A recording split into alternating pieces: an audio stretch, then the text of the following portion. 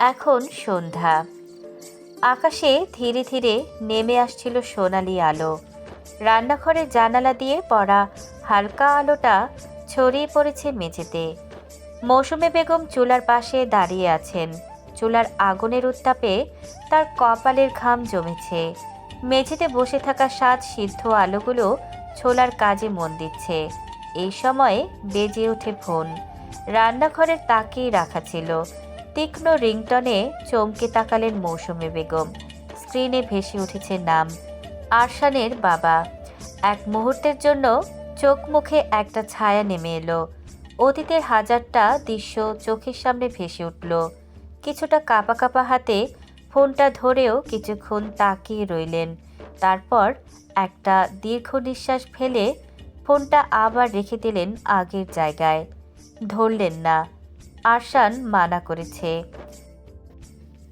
আমাদের খোঁজ নিয়ে কোনো লাভ নেই। উনি এখন আমাদের কেউ না। ছেলের কণ্ঠে যে জেদ, যে অভিমান, তা একজন মায়ের মন খুব ভালোভাবেই টের পায়।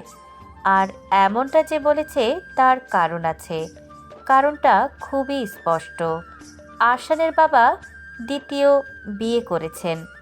মৌসুমী বেগমের জীবনের সমস্তটা যিনি একসময় ছিলেন, তিনি এখন অন্য কারো পাশে ঘর বেঁধেছেন। 3 বছর আগে যখন খবরটা এলো, মৌসুমী বেগম ভেঙে পড়েননি। হয়তো তখন আর চোখে জল আসতো না। বছরের পর বছর ধরে এই সম্পর্ক ভেঙে যাওয়ার সমস্ত চিহ্ন তার বুকের গভীরে জমেছিল। শুধু সময়ের অপেক্ষা ছিল, আর সেই সময়টাই এলো। তবে মৌসুমী বেগম নিজেকে সামলে নিয়েছেন।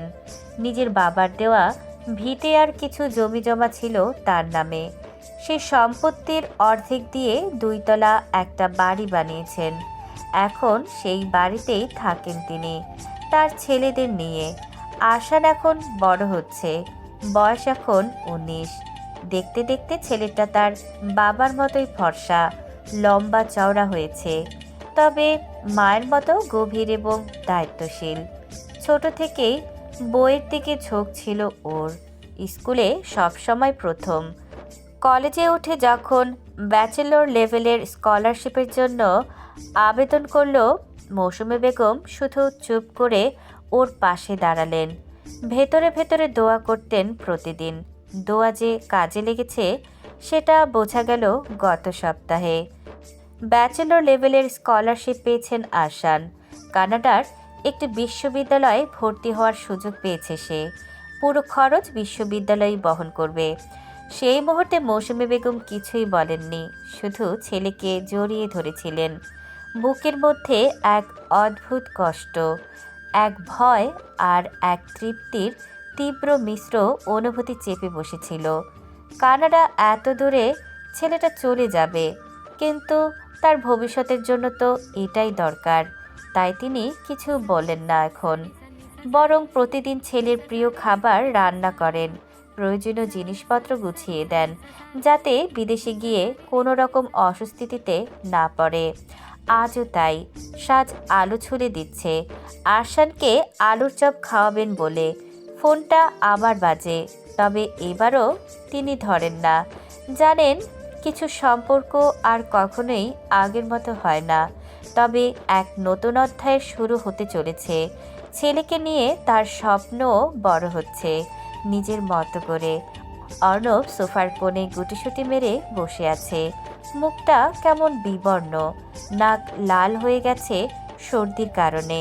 টিস্যু হাতে নিয়ে সে বারবার নাক ঝাড়ছে।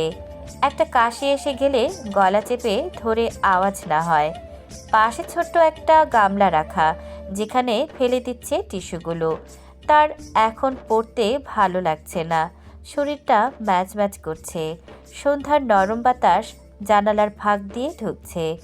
এমন সময় হঠাৎ পেছন থেকে মাথায় দুম করে টোকা পড়ে। অর্ণব চমকে উঠে পেছনে তাকায়।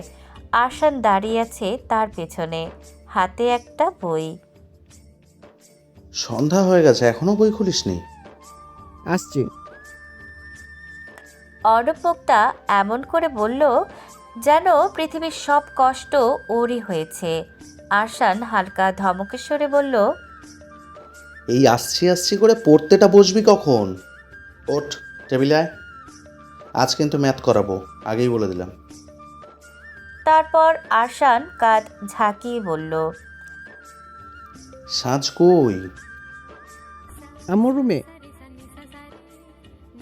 আরশান এবার একটু জোরে বলে উঠল, সাজ। ঘরের ভেতর থেকে টুপটাপ পায়ে দৌড়ে বেরিয়ে এলো সাজ।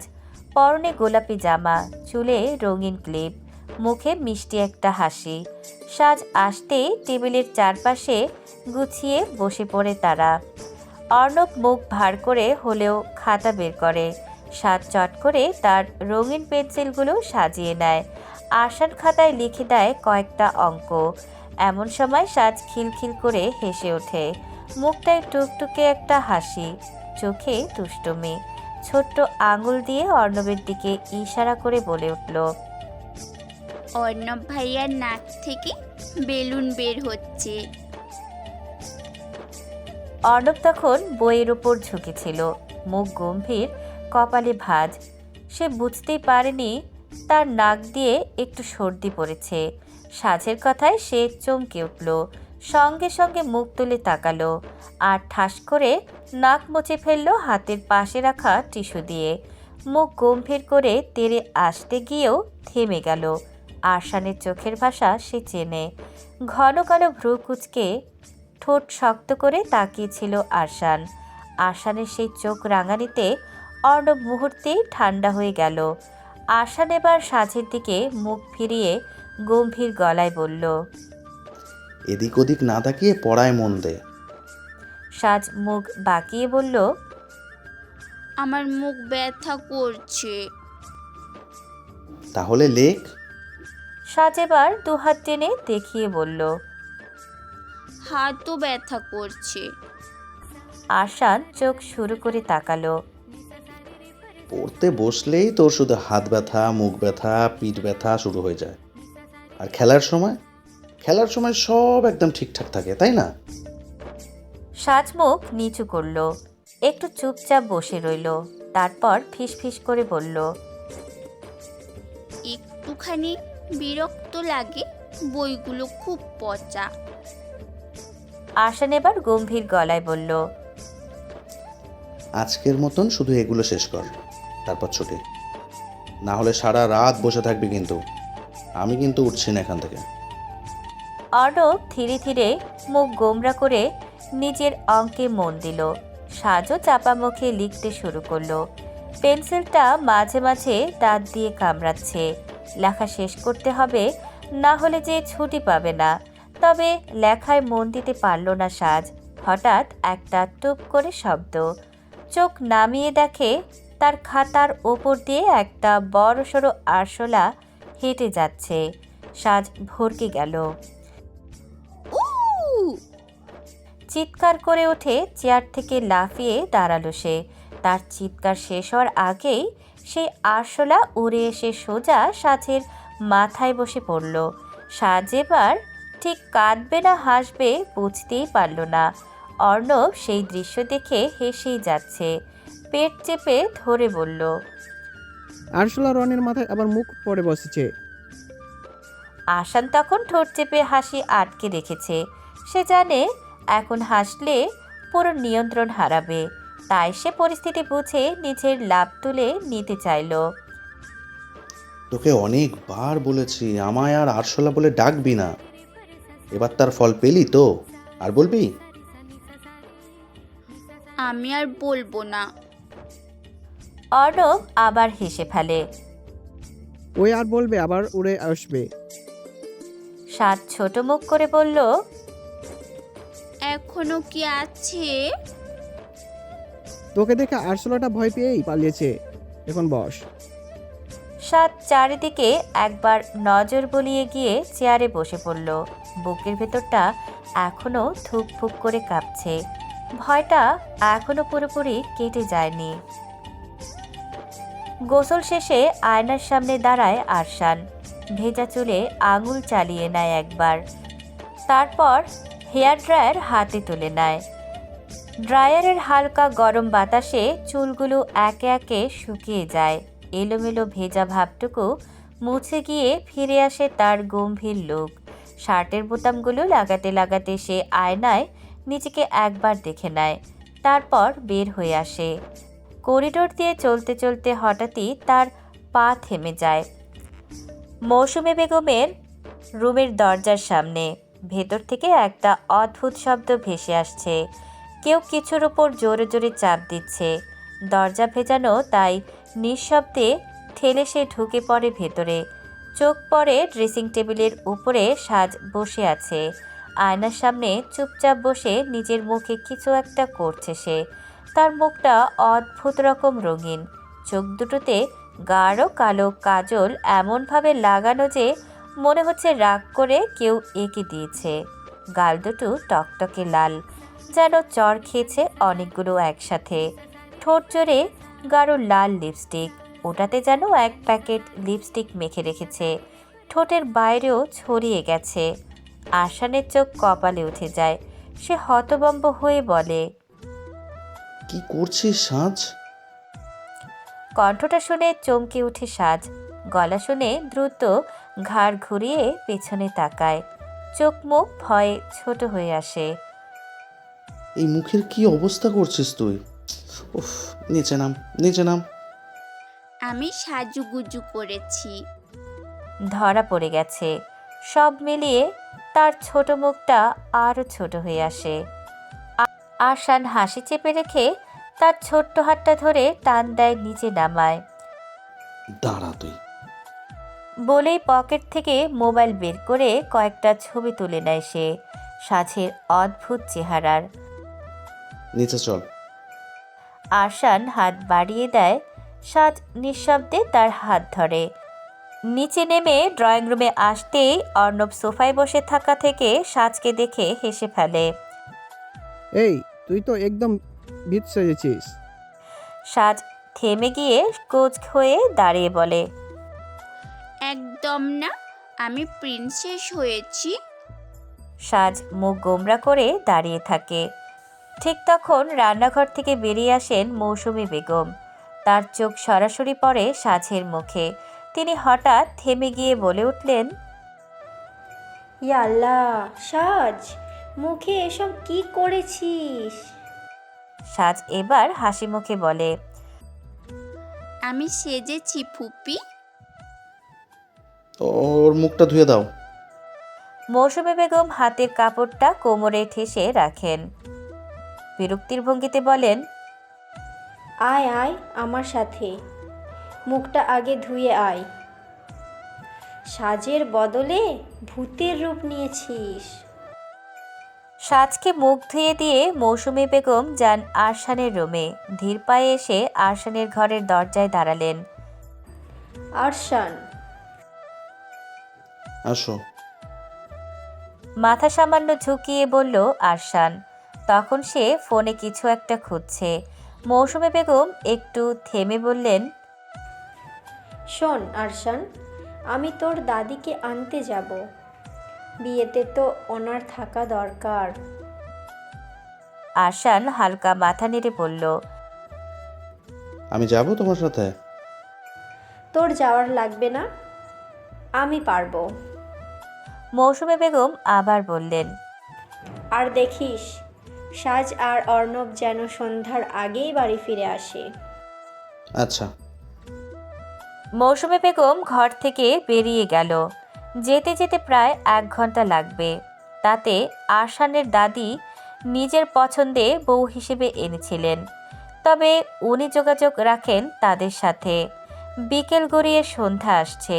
সূর্য এখনো পুরোপুরি ডুবে যায়নি, তবে তার আলো কারো মুঠোয় ধরা নরম কমলা শালির মতো বিস্তৃত আকাশ জুড়ে ছড়িয়ে আছে। গাছের পাতাগুলো সেই আলোর সোনালি ছায়া মেখে ঝিমিয়ে পড়েছে। পাখিরা নিরে ফেরার জন্য ডানায় ভর দিয়েছে। হঠাৎই বাইরের গেট খুলে বন্ধ হওয়ার শব্দ। তারপর পায়ের শব্দে বোঝা গেল অর্ণব আর সাজ এসে পৌঁছেছে।